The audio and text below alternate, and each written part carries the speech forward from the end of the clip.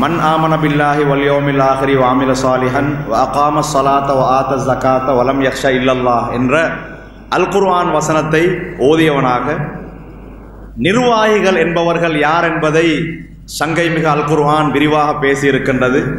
அவர்கள் ஈமான் கொண்ட, தொழுகையை நிறைவேற்றக்கூடிய, ஜகாத்தை செலுத்தக்கூடிய, அல்லாஹ்வை தவிர வேறு யாருக்கும் அஞ்சாத கௌரவமானவர்கள் நிர்வாகிகள். பண்பாட்டாளர்கள் திணைக்களத்தினால் நடாத்தப்பட்ட சர்வதேச மலேசியாவில் நடைபெற்ற போட்டியிலே இலங்கையை பிரதிநிதித்துவப்படுத்தி அங்கே சென்று எங்களுடைய நாட்டை மிளிரச் செய்த ஹாஃபில் காரி சுஹேல் அவர்களை அன்போடு அழைக்கின்றேன். அஊது பில்லாஹி மினஷ் ஷைத்தானிர் ரஜீம்.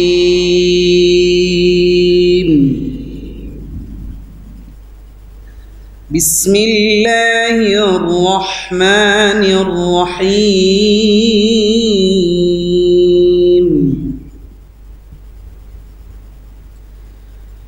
ما كان للمشركين أن يعمروا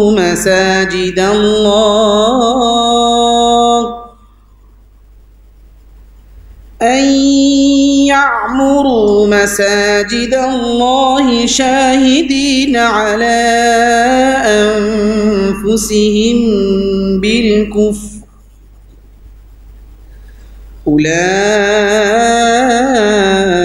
أولئك حبطت أعمالهم وفي النار هم خالدون.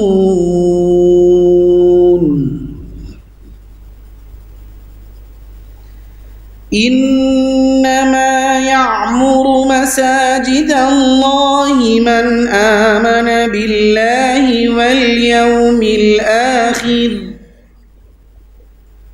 وأقام الصلاة وآتى الزكاة ولم يخش إلا الله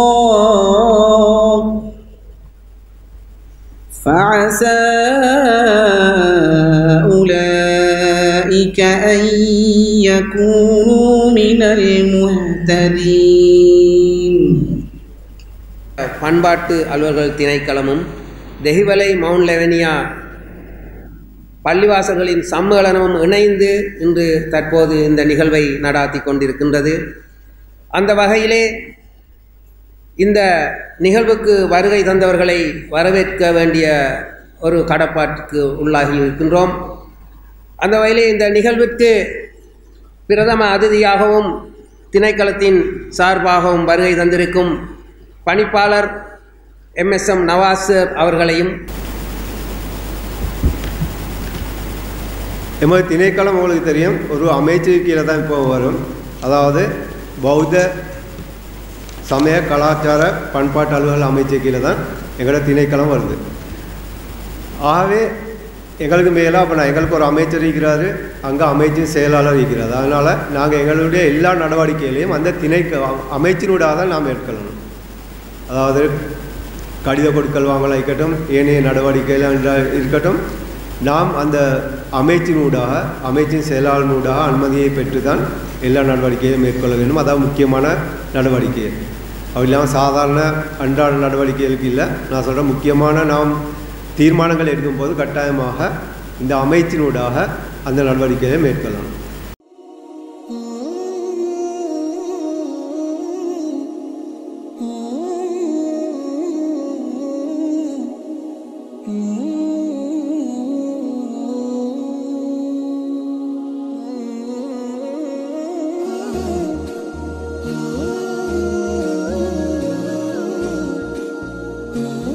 மஷூராக்களை நாங்கள் உள்வாங்குறதில்ல.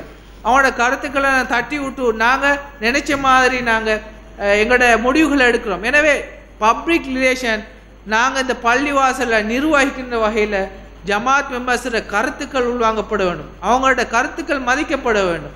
அவர்களோட கண்ணியமான முறையில் நடத்தப்பட வேண்டும். அவர்களோட தேவைகள் சரியான முறையில் மேற்கொள்ளப்படுறதுக்கான நடவடிக்கைகளை நாங்கள் எடுக்கணும்.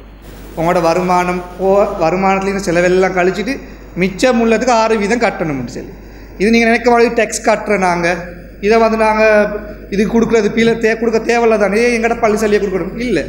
இது எங்கள்ட சட்டத்தில் உருவாக்கப்பட்ட ஒரு நிதி ஃபண்ட் உண்டு. இதை சும்மா நினைச்ச வாக்கில் செலவழிக்கலாம். அவரோட சேர்ந்து இந்த மஸ்ஜித் ஃபெடரேஷன் என்ற இந்த கன்செப்டை கொண்டு எப்படி மஸ்ஜிதுகளூடாக மக்களுக்கு உதவி செய்ய முடியும் என்பதை அடிப்படையாக வைத்து அல்ஹம்துலில்லாஹ் இன்றைக்கு இந்த நாட்டில் மஸ்ஜிதினூடாக எப்படி மக்களுக்கு உதவி செய்ய முடியும் என்ற ஒரு அடிப்படையை அல்லாஹு தஆலா ஏற்படுத்தி தந்து ஒவ்வொரு நிர்வாகிகளும் இதில் கிடைக்கிற ஆகப்பெரிய ஒரு விஷயம்.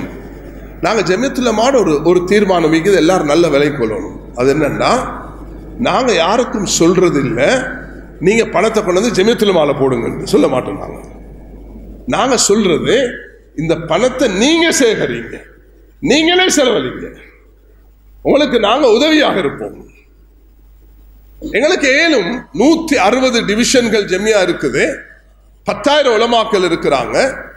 கண்டி எடுத்தீங்கன்னா 14 டிவிஷன் இருக்குது, குர்னாவில் எடுத்த 22 டிவிஷன் இருக்குது, அம்பாறைக்கு போனீங்கன்னா 14 டிவிஷன் இருக்குது, கம்பாவுக்கு வந்தீங்கன்னா 8 டிவிஷன் இருக்குது, கொழும்புக்கு வந்தீங்கன்னா 4 டிவிஷன் இருக்குது.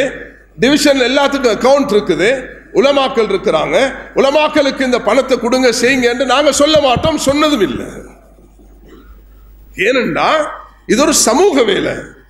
சமூக வேலை என்று சொல்லும் பொழுது எல்லாரும் சேர்ந்துதான் செய்யணும். உலமாக்களும் சேரணும், தனவந்தர்களும் சேரணும், முக்கியஸ்தர்களும் சேரணும். எல்லாரும் சேர்ந்துதான் இந்த பயணத்தை கொண்டு போகணுமே தவிர ஒரு உலமாக்கலால மட்டும் இந்த காரியத்தை நிறைவேற்ற முடியாது.